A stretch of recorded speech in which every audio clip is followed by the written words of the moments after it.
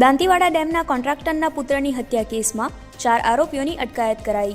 ગેરકાયદેસર માછીમારી કરવા રોકવા જતા કરી હત્યા. પોલીસે એક સગીર સહિત 4 આરોપીઓની અટકાયત કરી. દાંતીવાડાના રામનગરના કરણ જેણુસિંહ વાઘેલા તો અમીરગઢના રામપુરાના કરજાના નરેશ મહેન્દ્રસિંહ, યુવરાજ અશોકસિંહ અને એક સગીરને પોલીસે દબોચી લીધા. સમગ્ર મામલે પોલીસે આરોપીના 2 દિવસના રિમાન્ડ મંજૂર કરાવી હાથ ધરી વધુ તપાસ.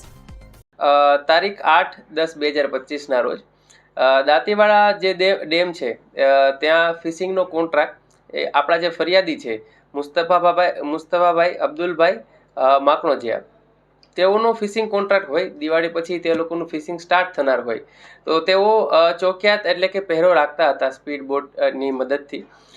જે દરમિયાન તેઓના ધ્યાને આવેલું કે જે 4 આરોપીઓ છે, નરેશસિંહ, મહેન્દ્રસિંહ, યુવરાજસિંહ, અશોકસિંહ, કરણસિંહ, જેણુસિંહ અને એક કાયદાના સંઘર્ષમાં આવેલ કિશોર, તો જે આરોપીઓ છે તે અનધિકૃત રીતે ફિશિંગ ત્યાં કરતા હતા. અને જે ધ્યાને આવતા તેઓ એમને અટકાવવા જઈ કે આ ફિશિંગ છે એ લીગલ નથી.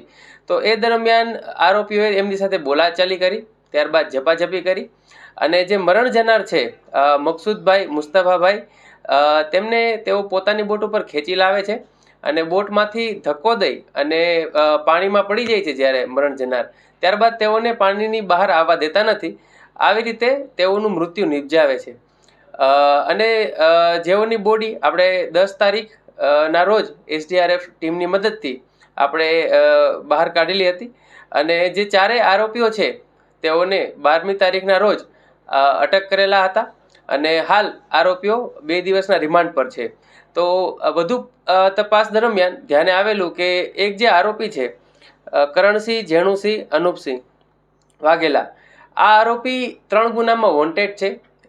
2 ગુના છે દાંતીવાડા પોલીસ સ્ટેશનના, જે 109(1) એટલે કે ખૂન કરવાની કોશિશ, આ ગુનામાં વોન્ટેડ છે.